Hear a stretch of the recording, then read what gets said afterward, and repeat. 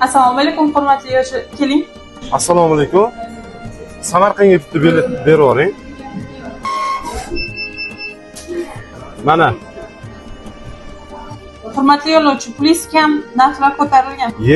Qanaqasiga? Kecha 48 mingdan bilet ko'rdim. Bugun narxlarni sun'iy oshiribdilar. Shunaqa bo'lib qoldi-da. Nega bu? Salarkan narxi oshdimi yoki Ramazonligigami? Ramazon bo'lsa xos sezonda tushunasiz endi. Ramazon oyida yo'lovchilarning sonini ko'paytirish savob. Chiptaning narxini emas. O'zavtotrans servis avtobuslarda Ramazon oyi davomida chipta narxlari oshirilmaydi.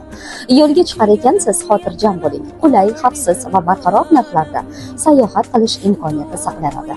Aziz yurtdoshlar, Ramazon oyida yaqinlaringiz bilan uchrashish, xayrli amallar qilish va ezgu manzillarga yetib borishingiz uchun biz doimo xizmatingizdamiz. Ramazon oyingiz muborak bo'lsin. Yo'llaringiz ravon, safaringiz barakali bo'lsin.